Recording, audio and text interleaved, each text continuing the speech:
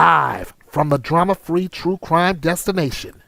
No distractions, no detours, just the facts, the fire, and the focus you deserve. This is Saturday night's main event. And a good Saturday evening to everyone, East Coast, West Coast, North Side, South Side, and everywhere in between. Welcome to this special edition of Bethea'S Byte Reloaded. This is Saturday night's main event, Collision Course, where we have the week's most compelling cases, and I'm breaking them down with the depth, the clarity, and the drama-free storytelling that defines Bethea'S Byte Reloaded. I'm Ernest Bethea, the last outlaw. I welcome you, one and all. Tonight, as always, we're going beyond the headlines. We're going to look at the narratives, the testimony, and the turning points, and what they reveal about the justice system we all rely on. Let's dive in. We're going to kick things off as Catherine Roselli testifies against her mother, where she says that her husband's murder started out as a joke in her mother's trial. Now, a daughter's testimony is turning explosive as she tells the jurors that her husband's killing began as a joke, pushing this family tragedy onto a collision course with motive, intent, and credibility. Let me break this down before I take you to the article. In her mother's murder trial, Catherine Roselli took the stand and claimed that the deadly confrontation that killed her husband began as a joke. A moment, she says, spiraled into violence before anyone realized what was happening. Prosecutors argue the mother intentionally killed her son-in-law, and the defense is using Catherine's account to suggest the incident was accidental, chaotic, and misinterpreted. Let's dive in.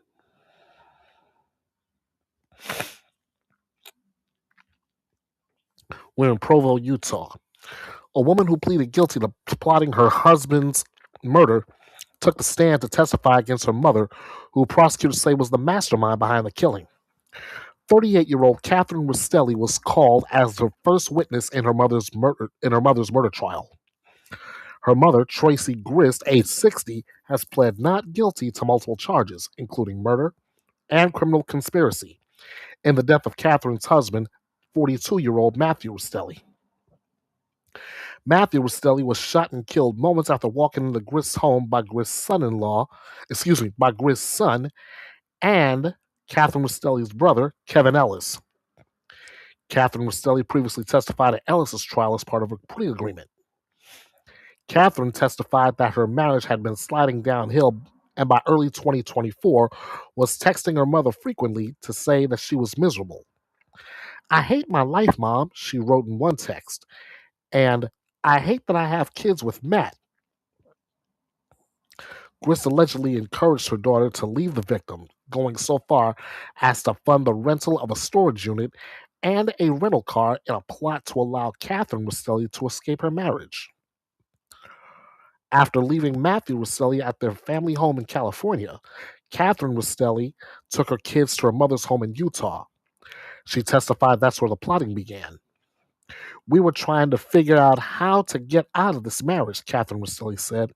"I was fearful that I was going to lose my children." After about a week of being with her mother, Catherine Roselli said the idea of killing her husband came up. Grist said it like a joke. "We can get him to come out here and we could just murder him and make it look like self-defense. So we originally started more as a joke than a solid plan," she explained from the witness stand. As the planning continued, Catherine Roselli testified that she began to have second thoughts about the plan. "I had moments where I was thinking that I was going to regret taking somebody else's life. I looked her in the eyes and said, 'Mom, I don't want to do this anymore.' She looked me in the eyes and said, 'I don't care. I'm doing it anyway.'" Catherine Roselli said that her mother was the true mastermind behind the plot and to kill, and made the decision to recruit Ellis. She said, "Kevin's feeling suicidal." She told him that if he was going to do it, go off Matt first, and then he can finish himself off. Catherine Rastelli described the steps she and her mother took to prepare for Matthew Rastelli's arrival at the home, even going so far as to cover the furniture with blankets to help with blood splatter. She was upstairs with the two young children she shared with her husband when the shots rang out. I heard gunshots. I heard Matt say, ow, ow. Catherine said as she began to crown the witness stand. Then I heard my mom and brother talking about putting the knife in his hand. Kevin telling my mom to be careful because he could still be alive. Coming down the stairs, she saw the victim's body on the ground. That moment was very traumatizing. I remember when I saw it. I wanted to fall to the ground screaming. Grit's defense has said that their client is innocent and that Ellis was solely responsible for Matthew Rastelli's death. During cross-examination, Grit's attorney emphasized Catherine Ellis's chronic marijuana use, suggesting it clouded her memory. He also detailed Catherine Rastelli's arrangement with prosecutors, which allowed her to be sentenced to 1 to 15 years in exchange for her truthful testimony. Here's the details as we know it.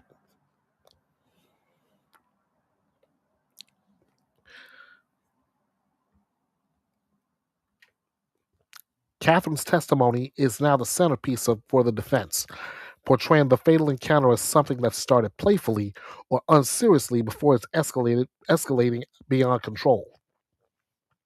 The prosecutors reject that framing, insisting the mother acted with purpose and that the joke narrative is an attempt to soften or rewrite the events leading to Matthew Rastelli's death. Jurors watched Catherine navigate emotional terrain, describing a family dynamic that was complicated, tense, and sometimes unpredictable. A dynamic that both sides are trying to weaponize. The state is expected to counter with forensic evidence, arguing the physical scene contradicts any suggestion of an accident or misunderstanding. The defense hopes Catherine's testimony introduces reasonable doubt, especially around intent, which is the core of the charge. This trial now hinges on interpretation, not just of evidence, but of tone, behavior, and the meaning of a single phrase. What does it mean when a killing starts as a joke? Something to think about.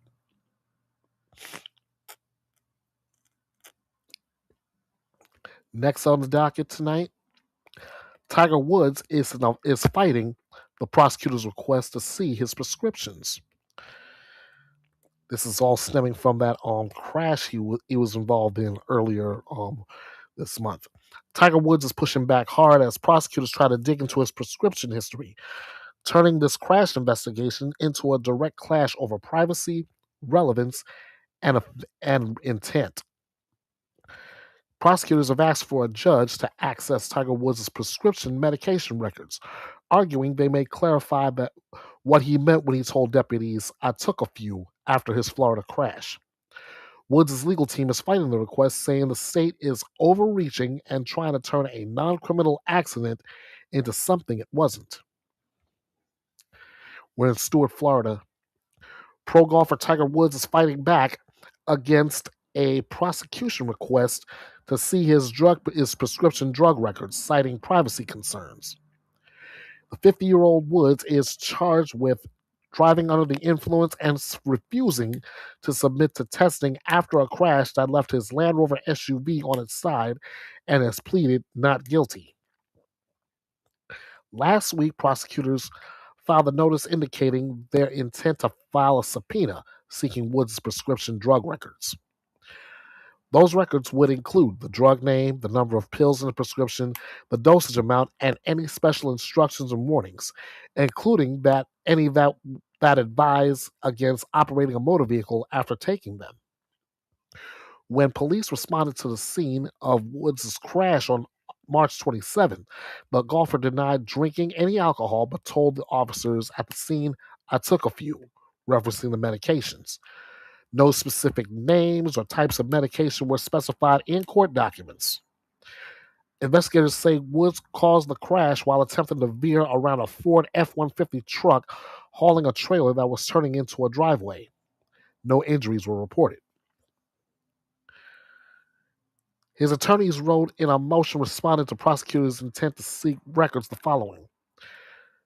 Mr. Woods has a constitutional right to privacy interest in his prescription records.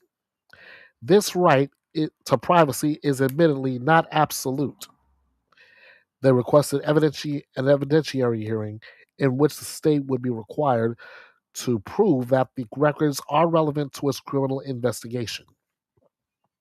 Should the subpoena for the prescription records be granted, Woods' attorneys have asked that they be covered by a protective order that would allow the documents to be reviewed only by the prosecutors, law enforcement officers, experts retained for the case, and the defense.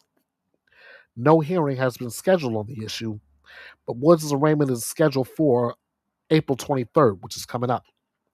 The defendant was previously granted permission to travel out of the country for comprehensive inpatient treatment. Now, here's all the details from where we stand. Woods' attorneys argue the interest is invasive, unnecessary, and unsupported by probable cause, especially since officials previously said that there were no clear signs of impairment at the scene.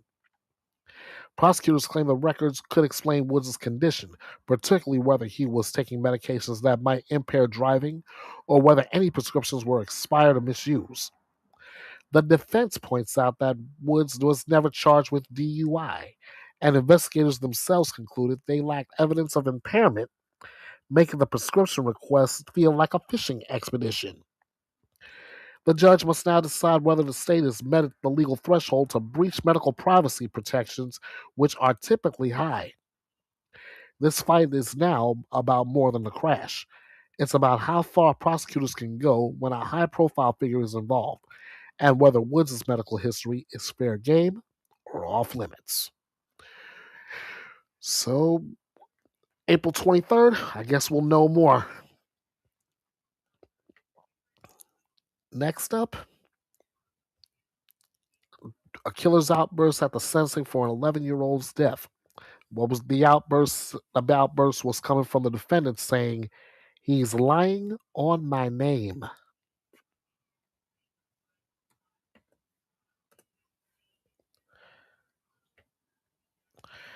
A convicted killer shattered the courtroom calm, erupting at sentencing and accusing someone of lying on my name. Hold on. Statements. Okay, there we go. Didn't want to run that.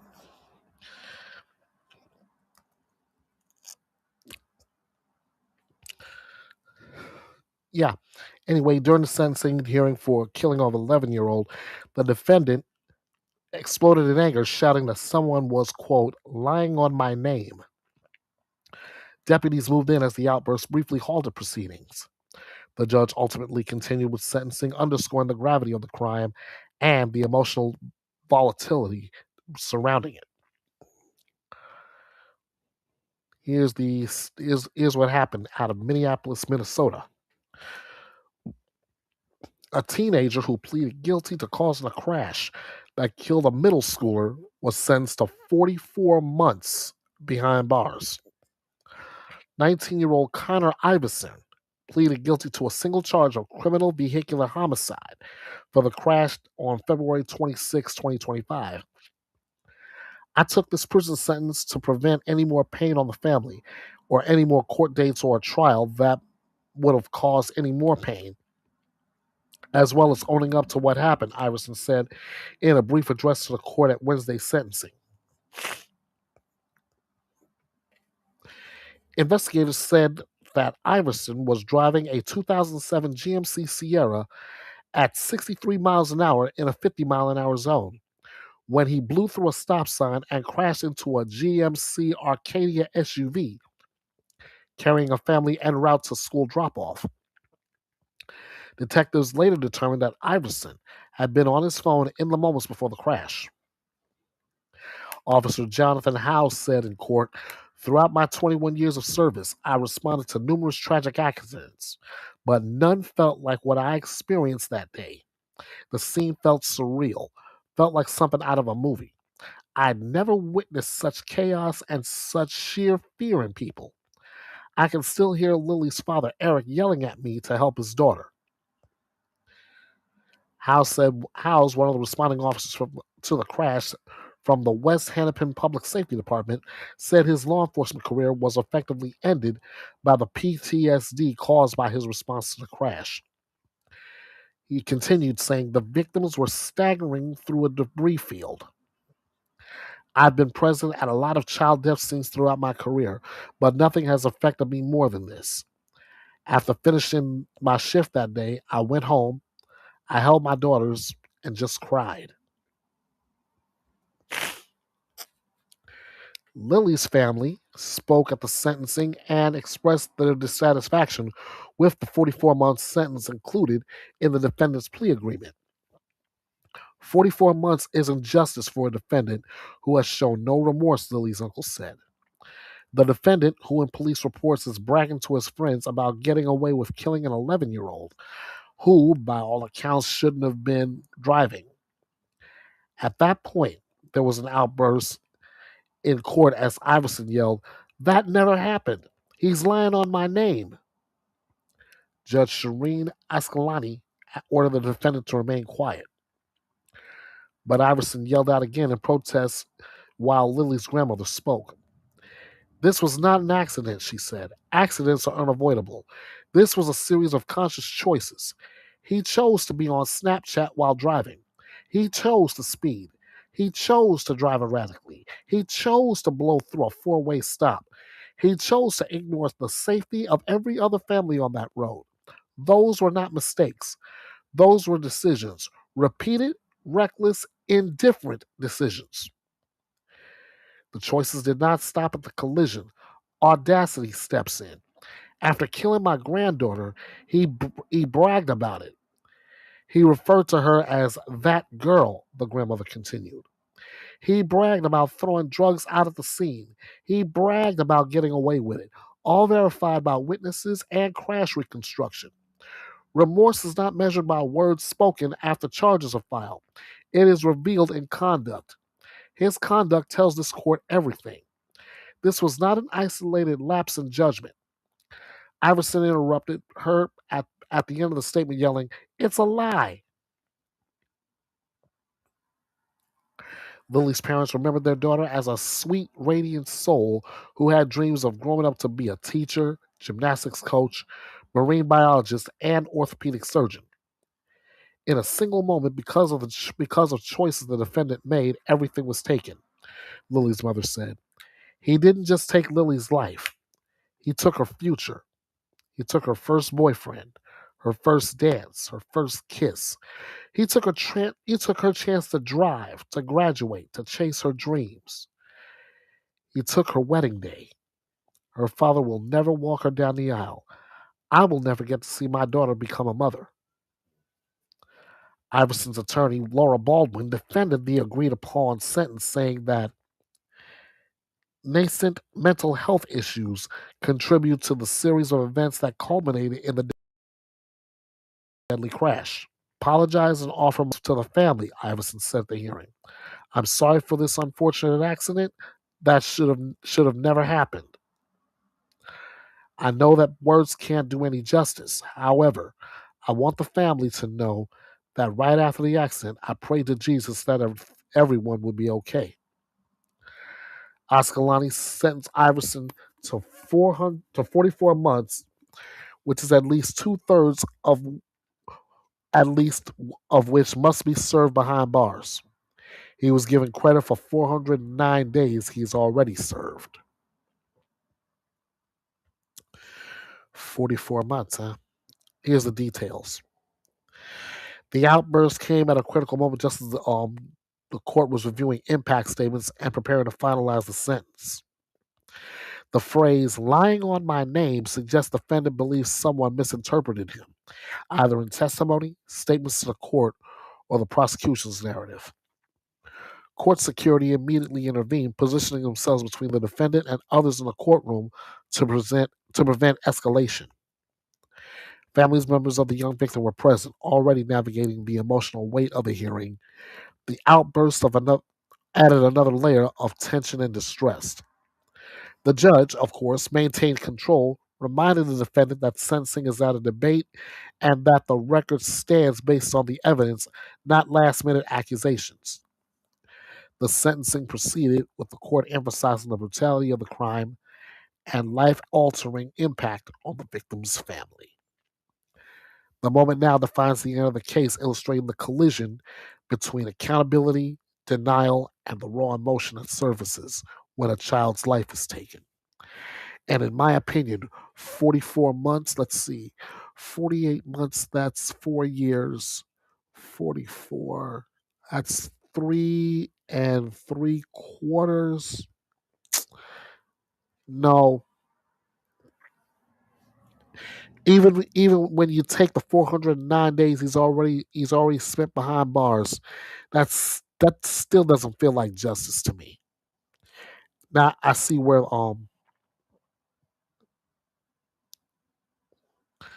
I see where the family stands now, and I have to agree.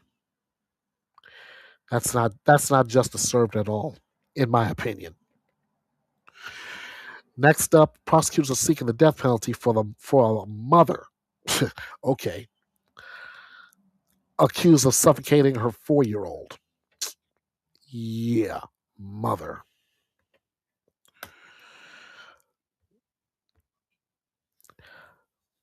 Prosecutors are drawing a hard line, announcing that they will pursue the death penalty against the mother accused of suffocating her 4-year-old. It's a case colliding head on with questions of intent, mental state, and the ultimate punishment. Here's what happened. The state has formally filed notice that it intends to seek the death penalty against a mother charged with killing her 4-year-old by suffocation. Prosecutors argue the crime was deliberate, aggravated, and met the statutory criteria for capital punishment. The defense is expected to challenge both the allegations and the state's justification for pursuing the harshest sentence available. We are in St. Petersburg, Florida with this one. A Florida woman accused of killing her son may face the death penalty if she's convicted at trial. 44-year-old Diana Cullum is charged with first-degree murder in the death of her 4-year-old son, Finley Cullum. She has pleaded not guilty. Police were called on January 28, 2026 to a home in St. Petersburg, where officers say they found Cullum holding the body of her dead son. Cullum was bleeding from self-inflicted stab wounds, according to police. Court documents reviewed by Court TV say that after hearing her Miranda rights, Cullum admitted to detectives that she killed her son by suffocating him with a plastic bag before attempting to take her own life. She allegedly admitted that she began to have thoughts about killing the child the night before, which continued until his death. Cullum's defense filed a motion saying they believe the defendant remains in the throes of a mental health crisis. In a motion to determine competency, Cullum's attorney, Daviana Braniff, said that she does not believe her client understands the charges, allegations, possible penalties, or the legal process, nor does she have the capacity to behave appropriately in court. Judge Julie Circus ordered 2 doctors to examine Cullum and produce reports to the court within the next 45 days. As the competency process plays out, prosecutors have filed notice of their intent to seek the death penalty in Cullum's case. The motion the motion alleges several aggravating factors, including saying the crime happened during the commission of aggravated child abuse. The victim was under 12 years old. The homicide was committed in a cold, calculated, and premeditated manner, and that the crime was committed by a person of familial or custodial authority. No new court dates have been set in the case as of this moment. Here's the details. The death penalty filing signals prosecutors believe they can prove those aggravating factors, which such as premeditation, extreme cruelty, or the victim's young age, all of which can elevate a homicide into a capital case. The mother's legal team may counter with with mental health evaluations, which is going on right now, trauma history, or evidence suggesting diminished capacity, which often becomes central in cases involving parents and young children. The child's age is a major driver in the state's decision, as crimes involving very young victims frequently trigger heightened prosecutorial scrutiny. A death penalty notice changes the entire trajectory of the case, requiring additional hearings, expert testimony, and a bifurcated trial structure if it proceeds to that stage.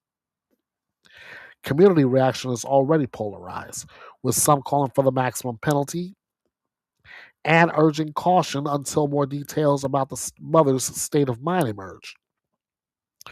This case now sits at the intersection of legal severity and human complexity, embodying of this themed collision course.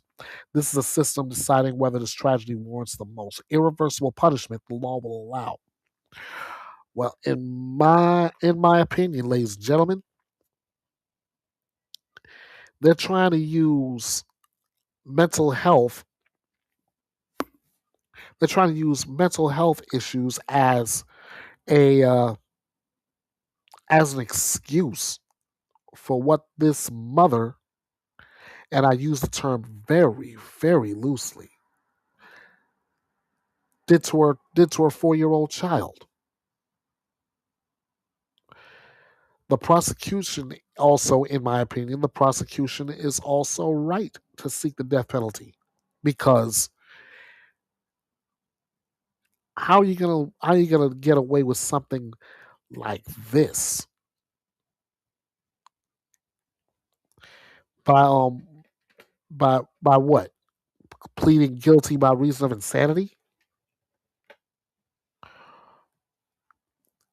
I don't think even that would I don't even think that would fly.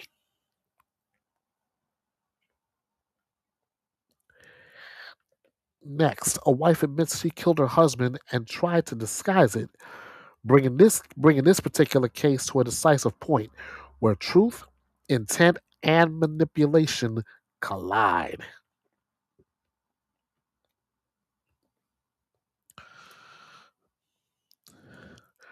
Woman pleading guilty to murdering her husband and attempting to stage the scene. We're back in Provo, Utah for this one.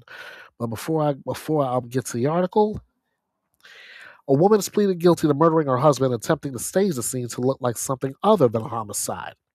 Her plea ends the question of who committed the killing, but opens the door to a deeper examination of why she did it and how far she went to cover it up.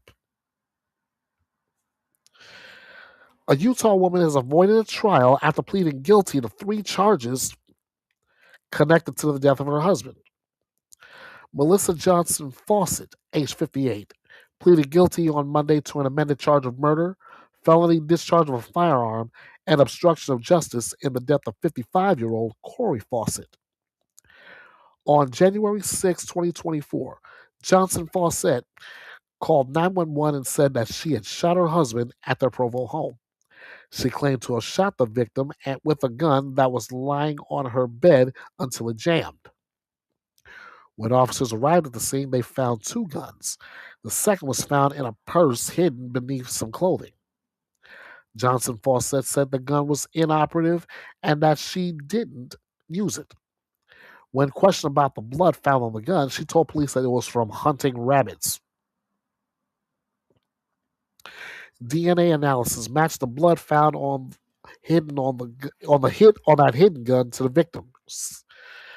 An autopsy revealed that Fawcett had been shot 4 times, once in his left side back area and 3 times in the head. While the shot to his side matched the gun found on the couple's bed, the 3 shots to his head were linked to the second weapon. Investigators said at least one of the shots to the victim's head was administered where he lay in the hallway. Johnson Fawcett had initially claimed to officers on the scene that her husband had attacked her and she had been in fear for her life when she opened fire. Johnson Fawcett's trial had been scheduled to start May 6th, and her sentencing is now set for May 26th. The defendant's guilty plea did not include a set sentence. Court documents reviewed by Court TV indicate that for murder, she faces 2 to 20 years, and for discharge of a firearm, she faces 5 years to life, and for obstruction of justice, she could be sentenced 1 to 15 years. Wow. Here's all the details that we got. The guilty plea confirms prosecutors' core allegation, as she intentionally killed her husband, then tried to manipulate the aftermath to mislead investigators. Staging efforts include altering the body's position, planting or removing items, or fabricating a narrative, and prosecutors say her actions fit that pattern. Investigators typically uncover staging through inconsistencies, blood patterns, timelines, digital evidence, or physical details that contradict the story presented.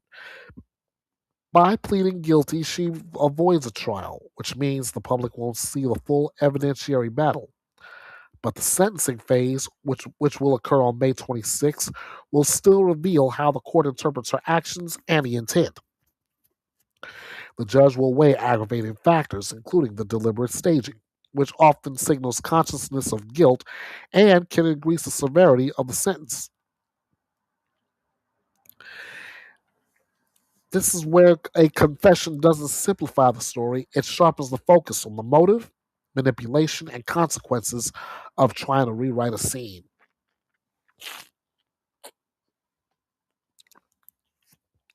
So let me go back real quick. The defendant's guilty plea says it is saying that it doesn't have a set sentence, but court documents indicate that she could face 2 to 20 years for murder, 5 to life for the discharge of a firearm, and 1 to 15 for obstruction of justice. So at the bare minimum, if I'm counting this right, 2, 5. At the minimum, if if the sentence is consecutive, it's at the bare minimum 8 years, and the maximum being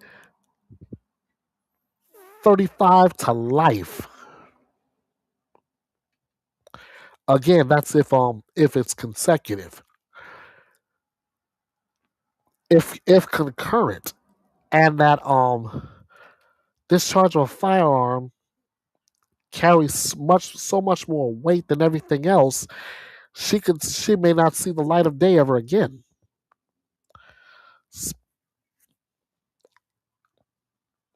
We'll just have to wait and see come May 26th how that plays out. Next up, Corey Richins.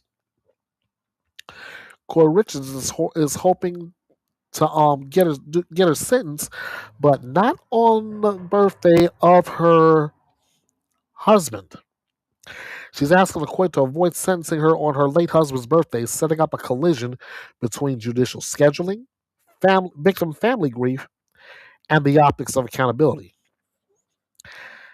After being found guilty on all counts, Corey Richards has filed a request asking the judge not to schedule her sentencing on the birthday of her husband, Eric Richards, the man she was convicted of killing. The defense argues the date would be inappropriate and emotionally charged.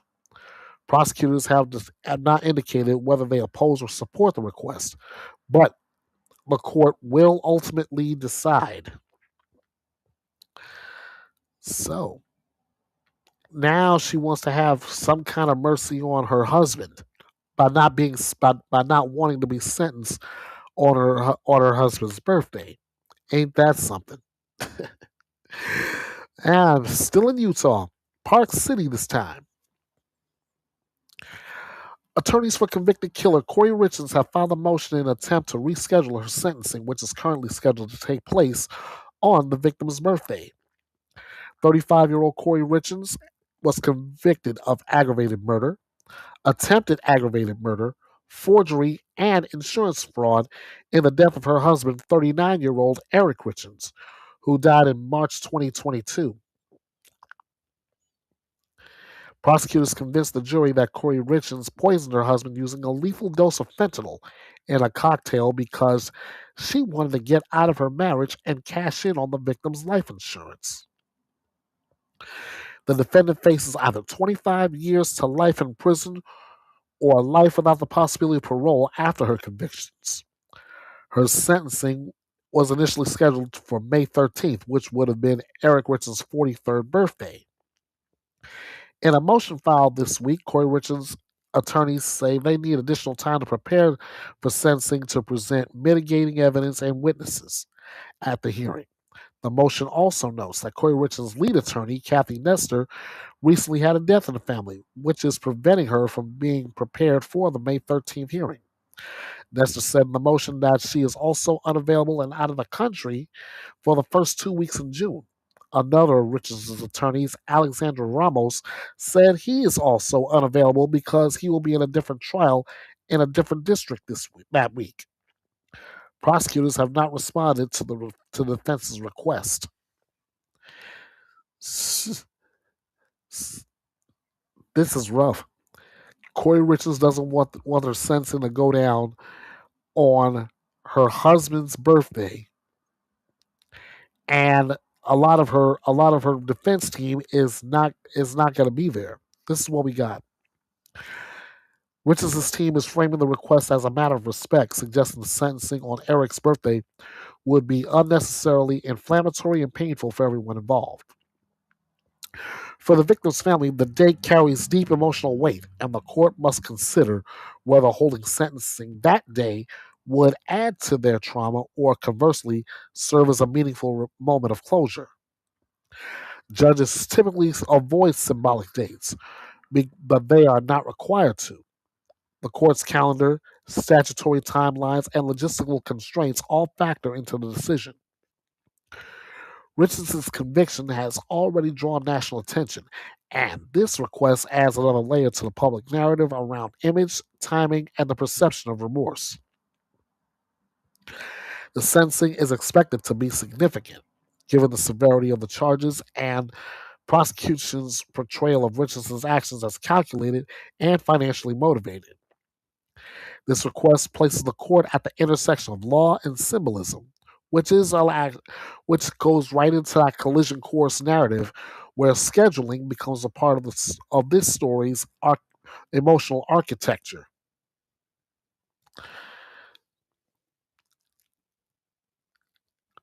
That's gonna be rather tough to that would be rather tough to consider. We'll just have to wait and see whether this sentence will continue on May 13th or a different date.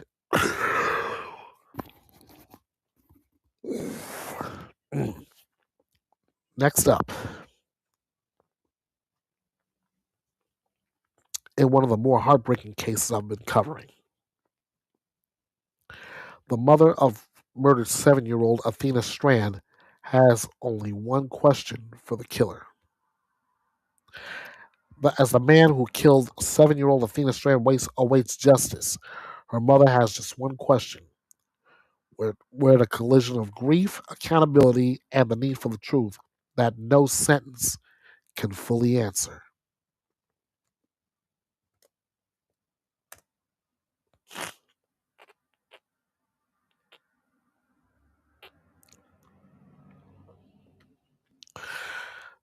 For this one, I'm gonna start with the article first, and then I'll get to what we know. We're in Fort Worth, Texas. Emotions ran high in a Texas courtroom on Wednesday and Thursday as the parents of a murdered 7-year-old girl took the stand to testify about their loss. 35-year-old Tanner Horner pleaded guilty to kidnapping and capital murder in the death of Athena Strand, who was taken from outside her father's home on November 30th, 2022. Horner faces a potential death sentence, and a jury is currently hearing testimony as they will be tasked with recommending whether the defendant lives or dies. Athena's parents testified that their child was like so many other 7-year-olds. She loved Frozen, unicorns, mermaids, and getting dirty. Her father, Jacob Strand, testified on Thursday. He said his daughter sang songs from the Disney movie 24/7 before her disappearance. Horner had been contracted to deliver packages for FedEx when he took the victim. The delivery he made to her house on November 30th, 2022 included a Christmas gift for Athena. The unopened package of "You Can Be Anything Barbies" was shown to the jury. Maitland Candy, Athena's mother, had last seen her daughter a few days before her death. "I told her that I loved her and that I would see her on Friday," Candy said. "We had a quick drop off because her daddy was going to take them to the Christmas lights that night. So it's not the goodbye that I would have wanted." After hearing about her daughter's disappearance, Gandy made the 2-hour drive from her home to Jacob Strand's home in just 45 minutes. "I felt like I was dying," she said. "I couldn't breathe, but I knew I had to keep going. I almost tapped the brakes because I thought I was having a heart attack. But I told myself that if I kept going, it would be okay and I would find her." Athena's body was found days later, naked and beneath a pool of water at a river crossing. Candy refused to believe the news when she first heard it from the sheriff. "I asked him if I could confirm that was my daughter, and he told me no, because she looks too bad." On December 6, 2022, Gandy was given access to see her daughter's body for the first time. She went with her father without Jacob Strand because she wasn't sure what she would see. Her ears were messed up and she had incision lines and her chin was scraped up, Gandy said. "And so we put her in a hospital gown because I didn't have any clothes for her and she was naked. And I searched her body looking for any reason that wasn't my baby. And then we did her makeup so Jacob wouldn't have to see the discoloration, how bad it was." Chief Medical Examiner Dr. Jessica Dwyer previously testified to Athena's autopsy, noting that because of her death was blunt force injuries with smothering and strangulation.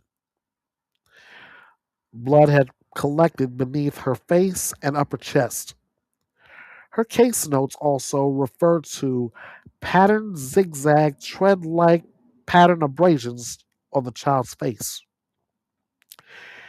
Candy says she found herself wandering through Walmart in the middle of the night looking for a dress to put Athena in. "When I got to her, she was so cold, and she didn't like the cold," she explained. Prosecutors asked Gandy why she had attended every pre-trial hearing since Horner's arrest. "Because I had to cover up handprint bruises around my daughter's neck and because she no longer has a voice," she said tearfully. "And I want people to know that she's not just some story. She's not just some number. She's not just some picture you see in a headline. She was loved, she is loved, and she is missed. And she was real. And she had a life and she wanted to live, and no one can take that from her." The media were ordered to stop recording when the prosecutors began to play a recording from inside the FedEx van that captured Athena's final moments. Gandy said she had only been able to watch a small portion of the video. I'm very sorry to all the innocent people that have to watch that. I'm so sorry, she said, referring to the attorneys. I'm sorry to you all too, because none of us, not Athena, not me, not anyone in this room besides Tanner Horner, asked for what's on that video. The single piece of evidence that stood out to Gandy was in the case, she said, remains missing. It sounds stupid, and I know it sounds selfish. I know he will never tell the truth, but I want to know where my daughter's shirt is. I want to know everything that he won't tell me. I was there when she took her first steps, when she had said her first word, but I wasn't there when she took her last breath. So I want to know where her shirt is, because maybe he could give me that much grace. Horner lied multiple times in interviews with police officers, leading them to multiple locations where he claimed he had left the victim's body before she was ultimately found. Horner claimed in the interviews that he accidentally hit Athena with the van and then killed her after panicking that she would tell her father. The penalty phase, for Horner's trial will continue into next week, though the jury will be excused and the media barred from several days of Daubert hearings before the defense begins its case.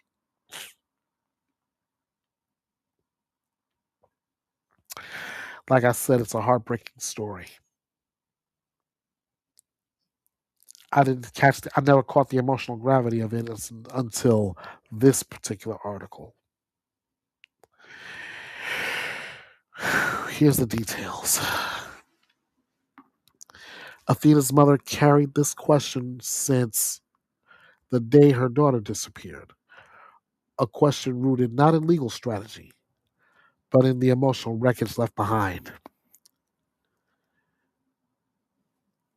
She wants to know why. Why her daughter? Why that day? Why those choices? And whether Horner has ever confronted the reality of what he did.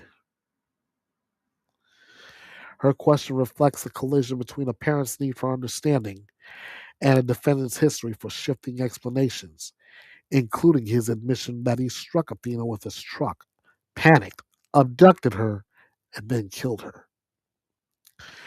The family's been vocal about wanting full accountability, and this question underscores that justice is not just about sentencing, it's about acknowledgement.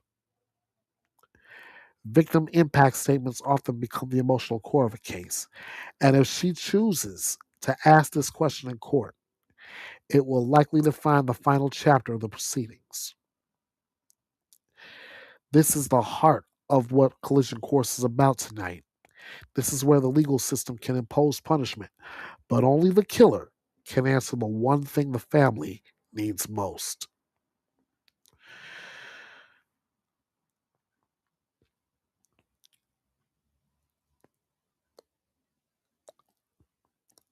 And honestly, the only thing the mother is wondering is really about her shirt. So in a way, I can I can only imagine the pain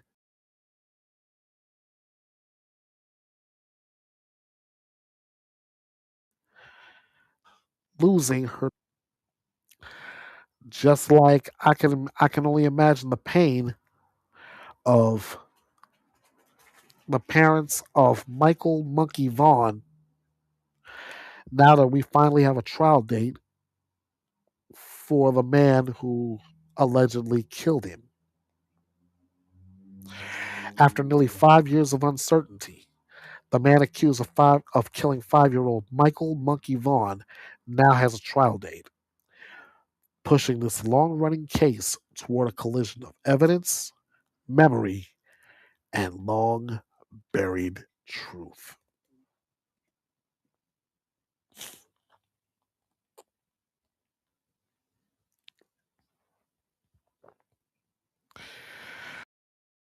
See, a judge has set a trial date for Stacy Wondra, the man charged with murder and kidnapping of missing Idaho boy Michael Monkey Vaughn.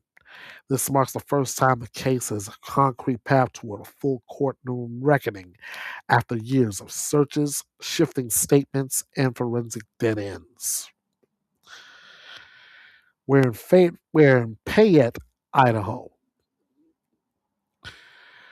The man accused of murdering a missing 5-year-old who disappeared in 2021 will stand trial this fall, according to a new order filed by the court. 33-year-old Stacy James Wandra has pleaded not guilty to first-degree murder and kidnapping in the case of Michael Vaughn, who was last seen on July 27, 2021. On Wednesday, Judge Brett Whitting scheduled Wandra's trial to begin on September 14th. The trial proceedings are expected to run for approximately 4 weeks.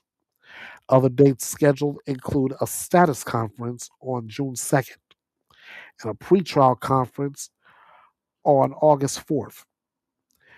At the brief 6-minute hearing, Stacey Wandra's defense indicated they plan to file motions but did not indicate what they may be. Investigators say the defendant kidnapped the child from his home in Fruitland, Idaho, before murdering him, though the child's body has never been found. Detectives have searched the Wandra property extensively.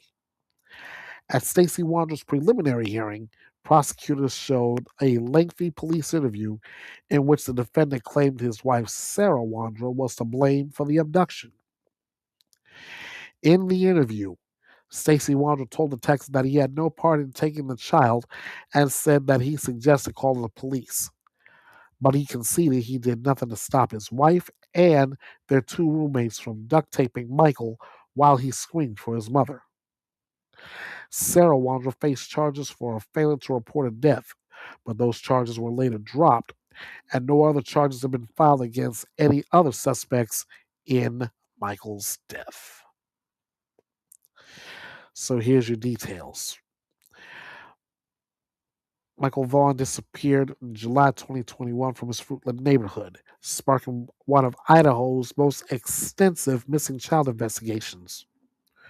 Wandra was charged 2 years later after investigators said he made incriminating statements and after cadaver dogs alerted multiple times on the Wandra property.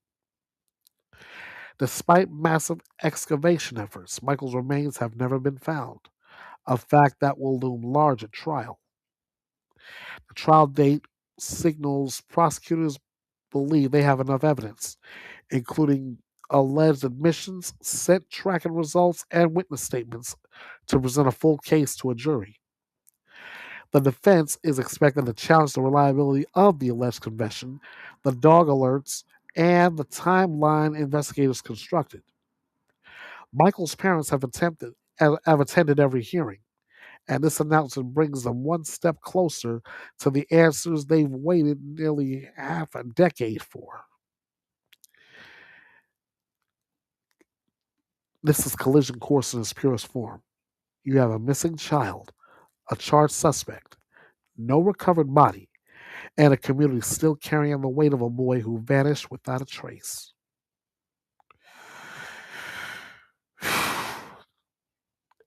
Yeah, one of those cases. And somewhere within that collision course lies the truth.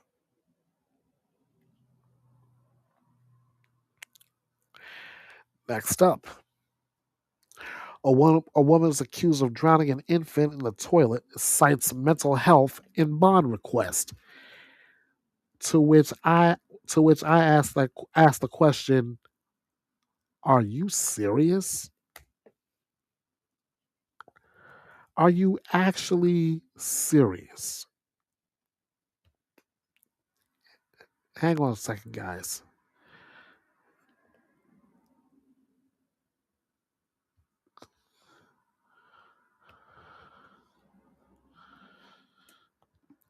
Yeah, here we go.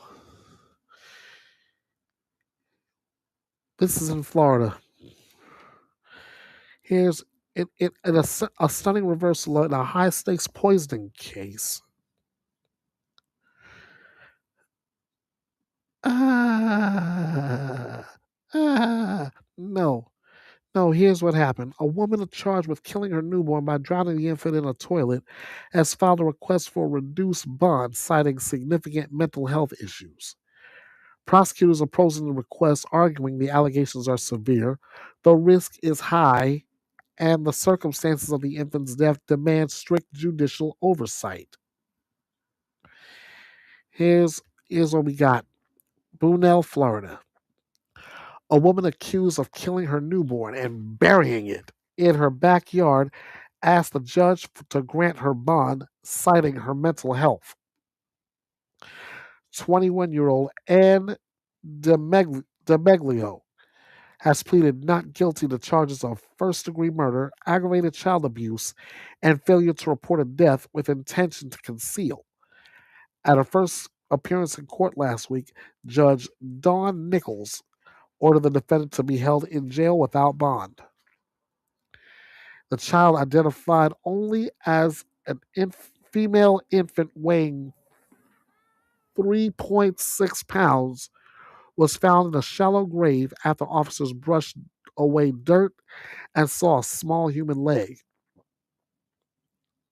DeMegalo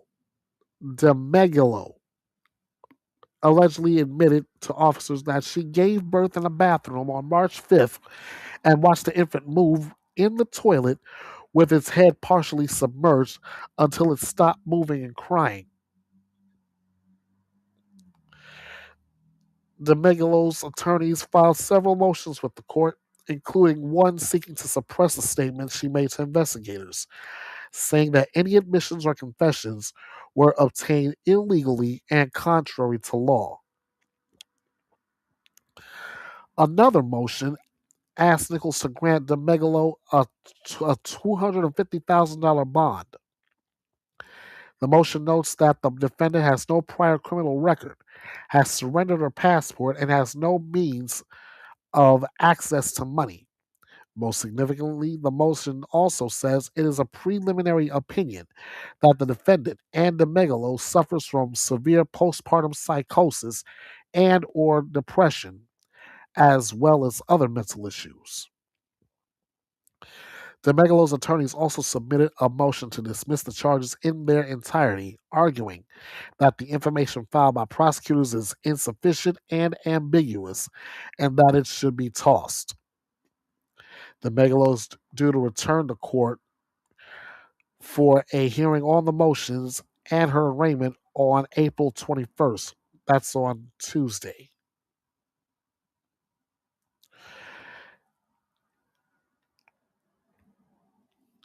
She wants off on a $250,000 bond, citing mental health reasons.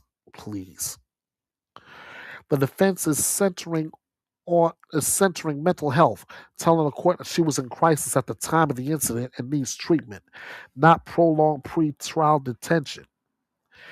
Prosecutors countered that the crime is too serious for leniency, emphasizing the vulnerability of the victim and the violent nature of the allegation. Bond hearings in cases involving infant deaths are often contentious because judges must weigh mental health considerations against public safety and the gravity of the image. The defense may present evaluations or medical records attempting to show she is stable, compliant with treatment, and not a flight risk. The state will likely highlight the timeline, including when the infant was born, how the how the drowning occurred, and what the woman did afterward.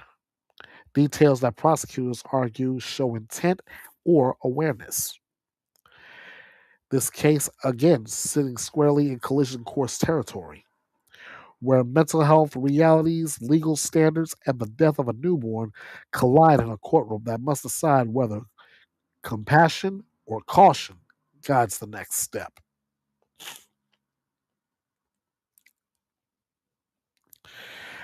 In another bond request out of Georgia, a man is accused of killing two women in Georgia and shooting a man at random.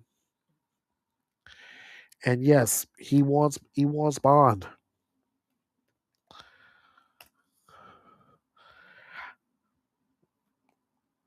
Let's take a look real quick. A man accused of killing two women and shooting a stranger at random is now asking for bond, forcing the court to weigh public safety against due process rights in a case defined by unpredictable violence. This defendant, charged with murdering two women in Georgia and shooting a man he allegedly targeted at random, has filed a request for bond. Prosecutors strongly oppose it, arguing the nature of the crimes and the pattern of violence make him an extreme danger to the community. A judge will now decide whether he should remain jailed awaiting trial. And this is another one of those names, guys. If I mispronounce it, count it to my head and not my heart. Police have arrested a man in Decatur, Georgia. They arrested a man they say killed two women and injured a man in a random shooting spree across DeKalb County, Georgia.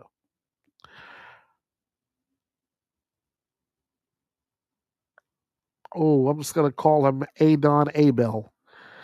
Because that first name is too hard to pronounce. Adon Abel, age 26, is charged with two counts of malice murder, one count of aggravated assault, and gun charges after the alleged attacks on Monday morning. At a news conference, investigators said the first crime was committed in unincorporated DeKalb County, just after 12:50 a.m., when a woman was shot multiple times outside of a Checkers. Just before 2 a.m., officers in Brookhaven received reports of a person who was shot. They found a 49-year-old man on the sidewalk who was shot multiple times. Brookhaven Police Chief Brandon Gurley described the incident as a completely random attack and said the victim was an unhoused person who was asleep when they were hit by bullets fired from a car. It was 6:50 when the next report of a shooting came in from DeKalb County. In that case, another adult woman was found shot to death on the sidewalk. The Department of Homeland Security identified the woman as Lauren Bullis, who served in multiple roles at the DHS office of the Inspector General. Federal officials said Bullis was out walking her dog when she was shot and stabbed. These acts of pure evil have devastated our department, and my prayers are with the families of the victims. DHS Secretary Mark Wayne Mullins said that in a statement during Adon Abel's arrest. Investigators said the common thread between the three scenes was a silver Volkswagen Jetta, which was spotted leaving the first crime scene. Officers used technology to track the vehicle to Troup County, where the defendant was arrested following a traffic stop. Federal officials described Abel as a naturalized citizen who was born in the United Kingdom. He has a previous criminal record with convictions for sexual battery, battery against a police officer, obstruction, assault with a deadly weapon, and vandalism, DHS officers said. Abel's attorney, Jamie, Jamie Schickler, filed a motion seeking bond for her client. Her motion argues that Abel poses no significant risk of fleeing from the jurisdiction of the court and railing to and failing to appear in court when required. Defendant poses no significant threat of danger to any person, to the community, or to any property in the community. A bond hearing is scheduled for April 27. Now, the charges involve two separate murders, both women whose deaths investigators say were deliberate and connected to the defendant's movements in the days leading up to his arrest. A third victim, a man who allegedly shot at random, is a detail prosecutors emphasize to show the defendant's unpredictability and the risk he poses if released. Bond requests in multi-victim homicide cases are rarely granted, especially when prosecutors can argue a pattern of escalating or indiscriminate violence. The defense may argue constitutional grounds, such as the presumption of innocence, look of prior violent history, or the need for the defendant to assist in his own defense. Prosecutors will counter with the severity of the charges, the randomness of the shootings, and the potential for or further flight or further harm. The judge's decision will hinder on statutory factors, including danger to the community, the likelihood of appearing in court, and the strength of the evidence. This is textbook collision course where the rights of the accused collide with the community's need for protection after a series of violent, seemingly unpredictable acts.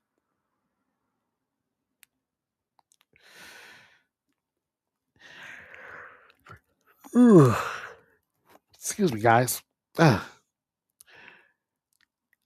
And in the biggest story we've had earlier this week, singer David Burke, aka David, arrested on suspicion of murdering a missing teenager. David Burke's arrest on suspicion of murdering a missing teen sends this already volatile case crashing into a new phase, from investigation to direct criminal jeopardy.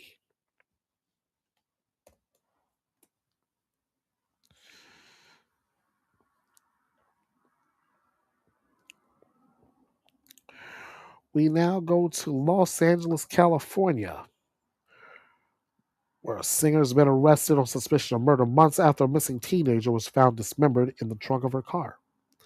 21-year-old David Burke, known professionally as David, was arrested on Thursday evening for the murder of Celeste Rivas Hernandez. That's according to the Los Angeles Police Department. The case will be presented to the district attorney's office on Monday for filing consideration. The department said this in a statement to social media.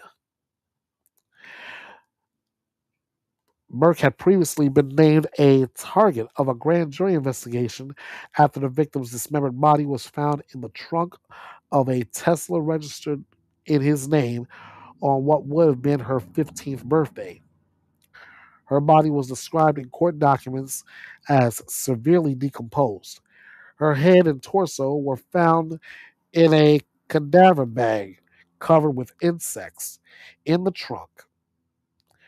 When officers removed the bag, they found a second underneath containing Rivas Hernandez's arms and legs. Burke has not been indicted in the case. Now that he's been arrested, his case will be presented to prosecutors who will determine whether there's sufficient evidence to file criminal charges. This is coming from the Los Angeles County District Attorney's Office in a statement to Court TV. Blair Burke, Madeline Bednarski, and Regina Peter, all attorneys for Burke, said this in a statement after his arrest that their client is innocent. Let us be clear. The actual evidence in this case will show that David Burke did not murder Celeste Rivas Hernandez, and he was not the cause of her death. There has been no indictment returned by any grand jury in this case, and no criminal complaint filed. David has only been detained under suspicion. We will vigorously defend David's innocence. Burke was touring when the victim's body was found in September. He initially cooperated with the investigation, police said. Celeste Rivas Hernandez was last seen in April 2024 when she was only 13 years old in Lake Elsinore. Burke is a singer-songwriter who rose to popularity in 2022 with the song Romantic Homicide, which went viral on TikTok and peaked at number 4 on Billboard's Hot Rock and Alternative Songs chart. He released his debut EP, Petals to Thorns, and a follow up, The Lost Petals, in 2023. But his music career has nothing to do with this case.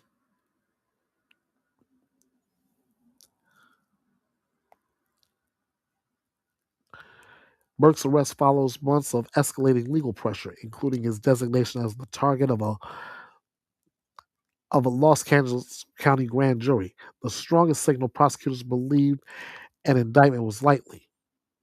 Celeste's remains were discovered in September 2023 inside 2 cadaver bags in the front trunk of Burke's abandoned Tesla, which had been towed and left in an impound until workers noticed a strong odor. Investigators have focused heavily on the timeline, including who last drove the Tesla, where Burke was during the critical window, and what his family knew, leading to the subpoenas for his parents and brother.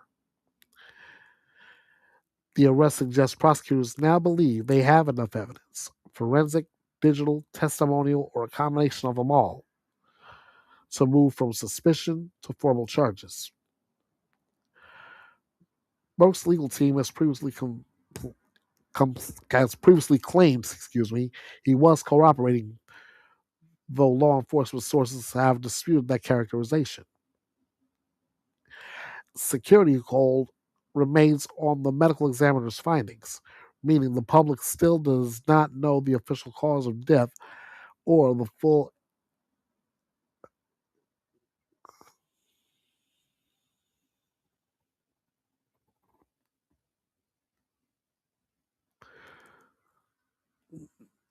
Hang on, guys. I'm jumping ahead on my note screen here.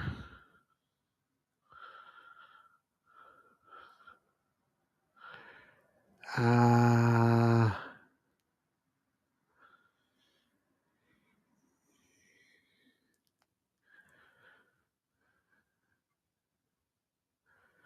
okay, here's where I was.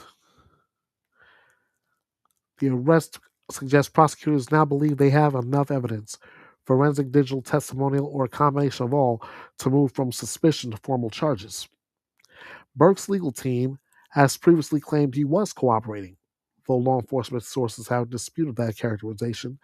A security hold remains on the medical examiner's findings, meaning the public still does not know the official cause of death or the full condition of Celeste's remains. The arrest is the collision course moment. You have a missing child case, a celebrity defendant, sealed evidence, reluctant witnesses, and a grand jury converging into a single irreversible step: custody. All right, next up. A mom accused in a daughter's deadly poisoning was the last to see another victim. This is weird, even for me.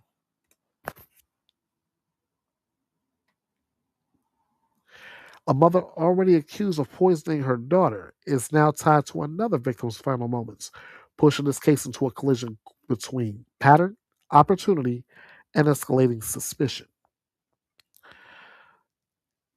Investigators revealed that the woman charged with poisoning her daughter was also the last to see another victim alive in a separate earlier incident. Prosecutors say the overlap is not coincidence. It is a potential indicator of a broader pattern. The defense, however, insists the connection is circumstantial and and unfairly prejudicial. Yeah, I'll see about that.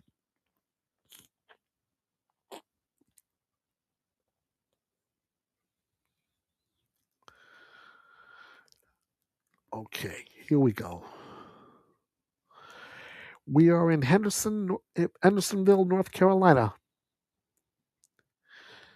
Newly unsealed search warrants are offering new insight into the investigation into a woman accused of killing her own daughter by poisoning wine at Thanksgiving dinner.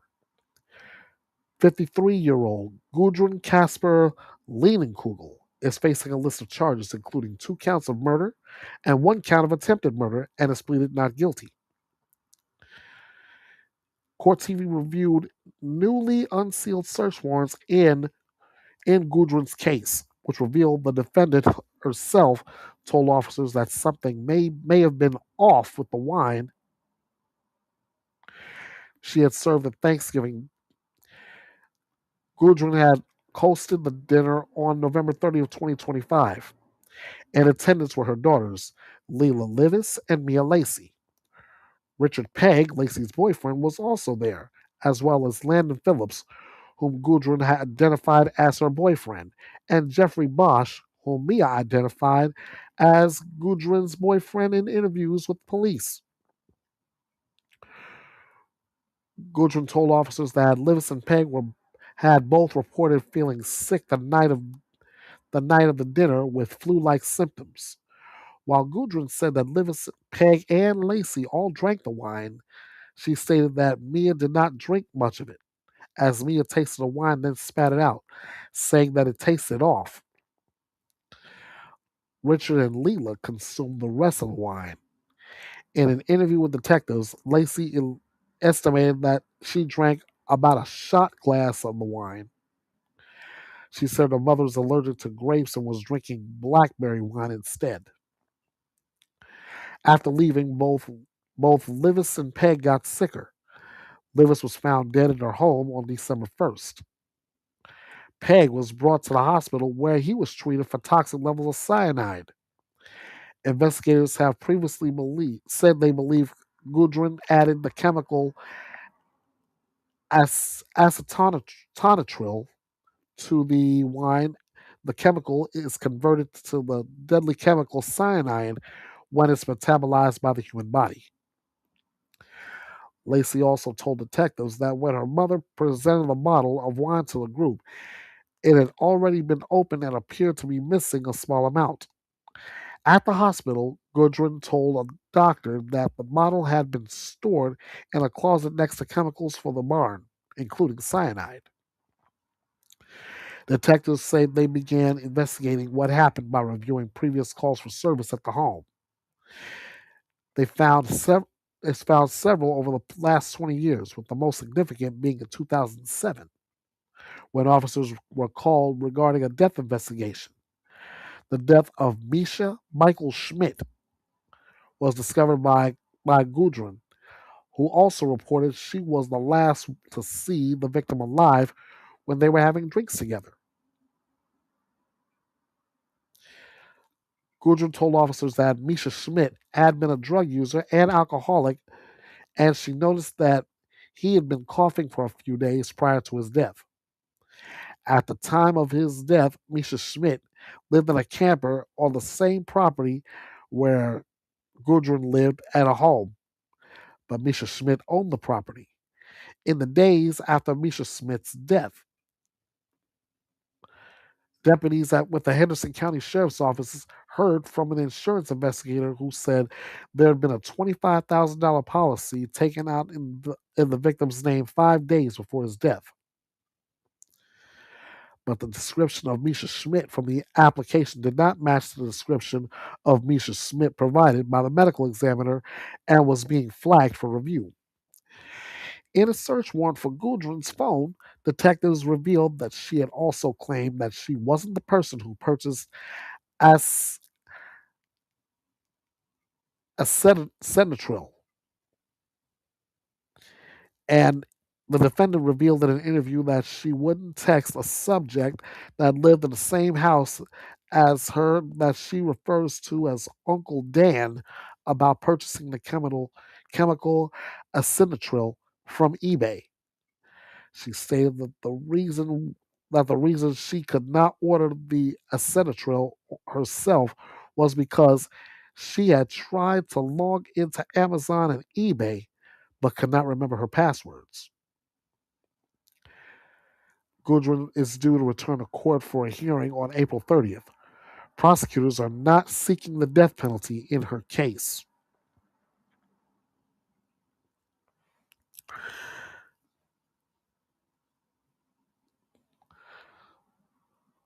So they're still re-examining everything from the earlier case, and they're trying to get all the information together to make a straight up statement in Gudrun's case. That's the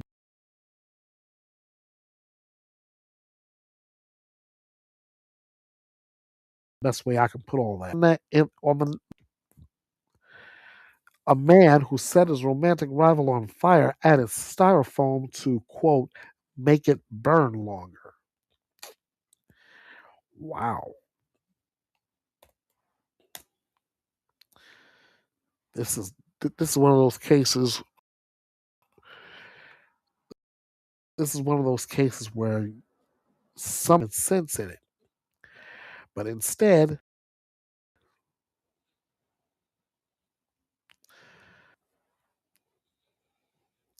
a jealous rival turned a confrontation into torturing styrofoam to intensify the flames. A collision of rage, planning, and cruelty that prosecutors say shows pure intent. Here's what happened. A man accused of attacking his romantic rival didn't just set him on fire. Investigators say he added styrofoam to the flames to make the burning last longer. The victim survived but suffered catastrophic injuries. Prosecutors argued the added material shows premeditation and a desire to inflict maximum pain. We're in Danville, Virginia. A man is facing a potential life sentence after pleading guilty to two charges of intentionally setting a Virginia councilman on fire. 30-year-old Shotzi Michael Buck Hayes pleaded guilty to attempted murder and aggravated malicious wounding in connection with the attack on 39-year-old Lee Vogler. Buck Hayes pleaded guilty without any sentencing agreement in place, but changed his plea as part of an agreement with the prosecution that saw them drop a charge of breaking and entering. In a police interview played in court during the brief hearing, Buck Hayes admitted to going to Vogler's office with a bucket he filled with styrofoam melted in the gasoline because I just thought it would make it burn longer. When Vogler opened the door, Buck Hayes poured the substance on him and then chased him around the building and into the street before setting him on fire. He was probably terrified, Buck Hayes said in a police interview. A witness inside the office described the scene. Lee is funny with that one.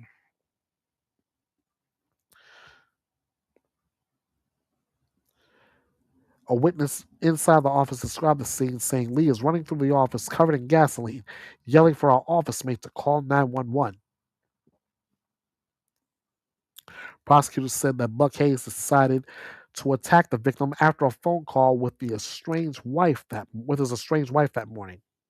Buck Hayes' wife, from whom he had been separated for nearly a year, had been seeing Vogler.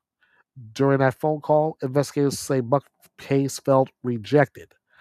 I just lost my cool, Buck Hayes told officers when he was further pressed. Buck Hayes explained that he had always wanted to have children, and now he felt like he had lost the opportunity with his wife. I knew I made my mistakes, the defendant said in a police interview, but I really feel like he stopped my children from existing. So that's what's in my head. During his arrest, Buck Hayes told officers, he had sex with my wife, as police taking him into custody can be heard on body camera saying, he still smells like gas. Vogler, who was attacked at his home at Showcase magazine, was also serving on the Danville City Council at the time of the attack. He is also a father to two children. Under Virginia law, Buck Hayes faces a maximum of 10 years in prison for the attempted murder charge and a maximum of life in prison for the aggravated malicious wounding. He is scheduled to be sentenced on June 25th.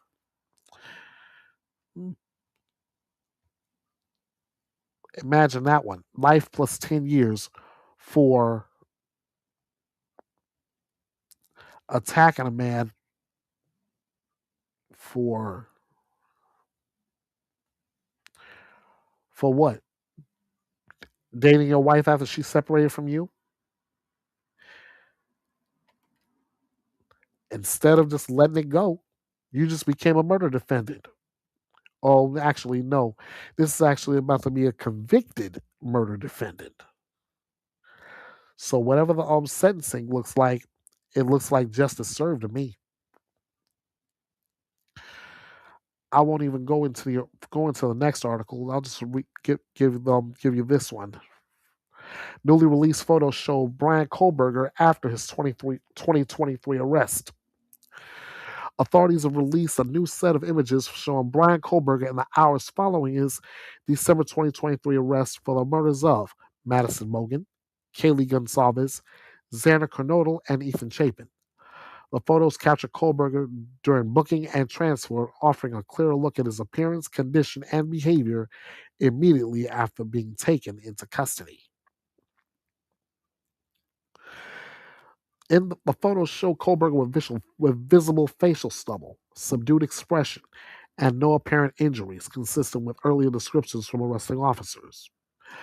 Investigators say the images reflect his calm, almost detached demeanor, which have long contrasted with the violence at the crime scene. The release is tied to ongoing public records requests, not a new legal development. Kohlberger has already pleaded guilty and is serving 4 consecutive life sentences without parole. The images include booking room angles, transport shots, and close-ups, giving the public a more complete view of how he presented immediately after arrest.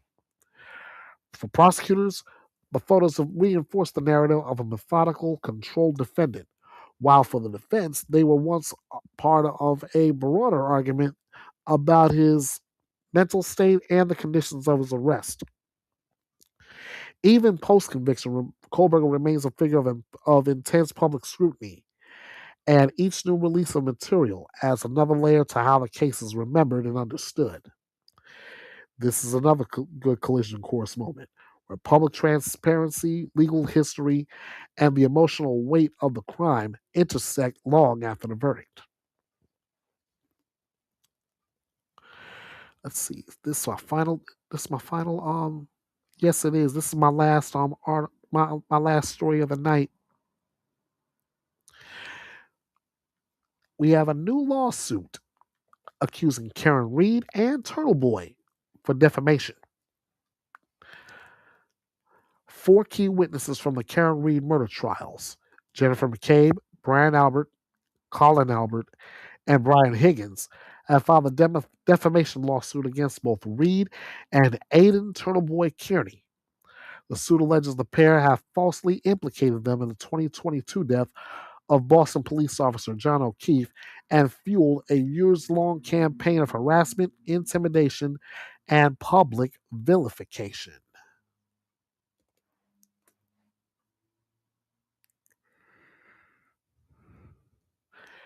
We're in Barnstable, Massachusetts. 4 key witnesses in Karen Reed's criminal trials have now filed a lawsuit accusing Reed and her most prominent supporter of defamation. The 46-year-old Reed was acquitted of charges that she murdered her boyfriend, Boston police officer John O'Keefe, following 2 criminal trials. The first, in 2024, ended with a mistrial where the jury was unable to reach a unanimous decision on the charges. A second jury found her guilty solely of operating a vehicle under the influence and cleared her of all other charges.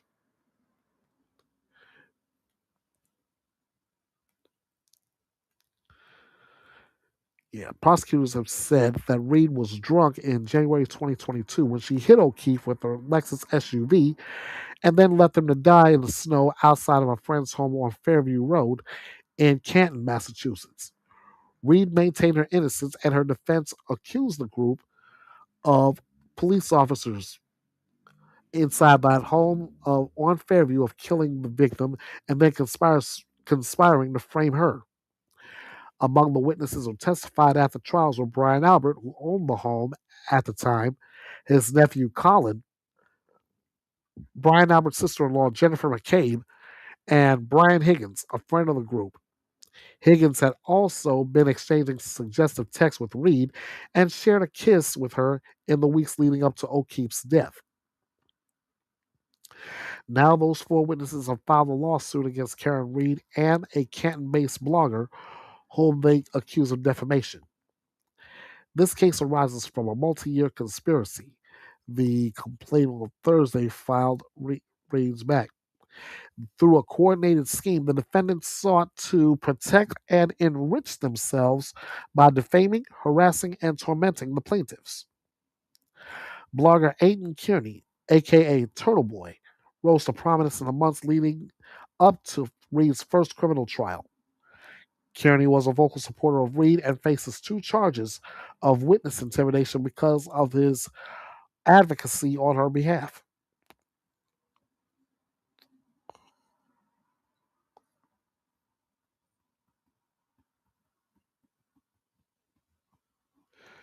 Ah,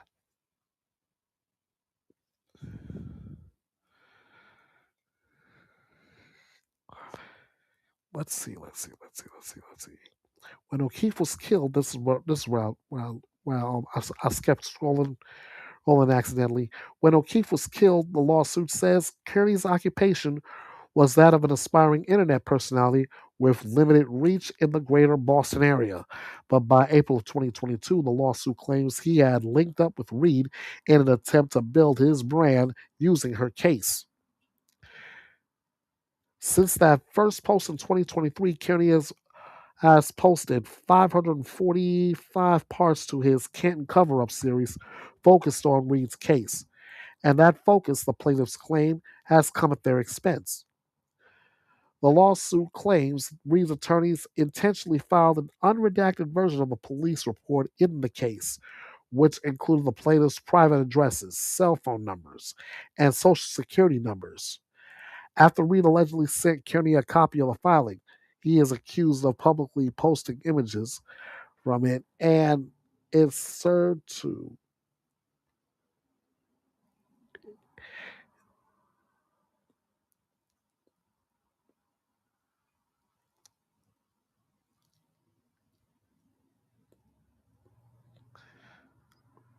After Reed allegedly sent Kearney a copy of the filing, he is accused of publicly posting images from it that included unredacted information. Minutes after the broadcast, including the sensitive information, Reed's attorneys is alleged to send Kearney a message saying, "That was priceless, dude.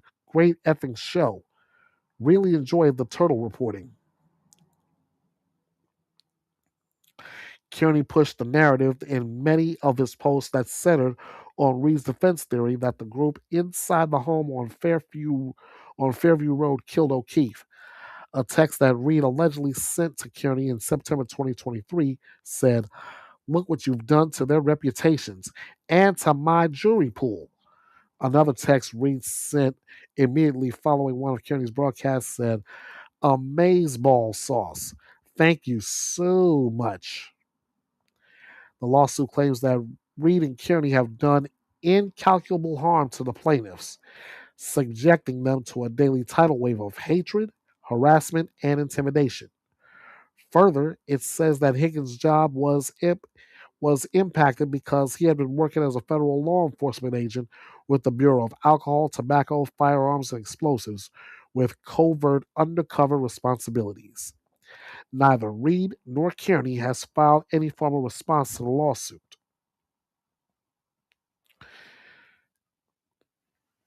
Now, the lawsuit was filed at Barnstable Superior Court, accusing both of a multi-year conspiracy to defame and torment the witnesses by promoting claims that they killed O'Keefe and framed Reed.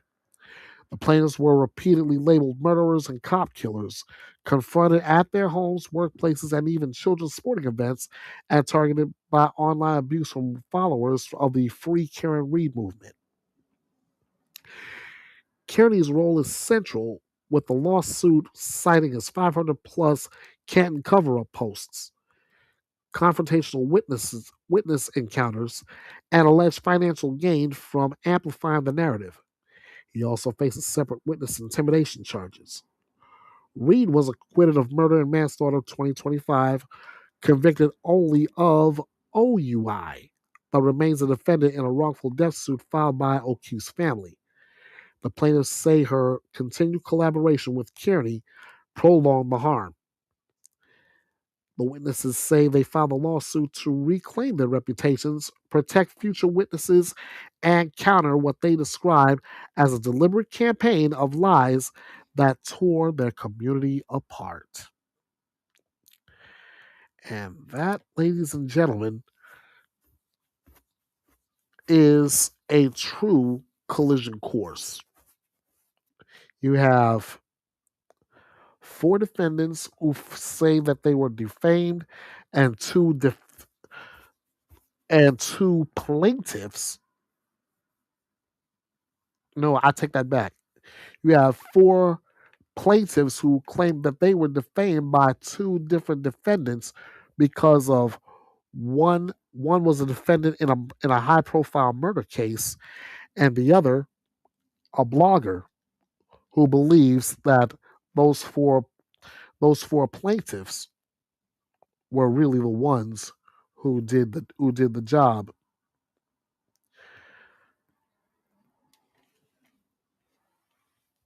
So who's gonna benefit more in the end? We'll just have to wait and see when that comes around and that case goes to court. All right. That is going to do it for this edition of Saturday night's main event. The week's case is broken down with depth, the clarity, and the drama-free focus you expect. You all enjoy the rest of your weekend, and thank you for making me a part of your Saturday night. Ladies and gentlemen, I'm Ernest Bethea, the last outlaw, and you know where you are. This is Bethea'S Byte, and it's reloaded. Good night, guys. Thank you so much for joining me here at the drama-free true crime destination. Please be sure to follow Bethea'S Byte Reloaded all over social media and support the channel through PayPal and Cash App. You can get your true crime news right here with no gimmicks, no drama, and no BS. This is Bethea'S Byte, and it's reloaded.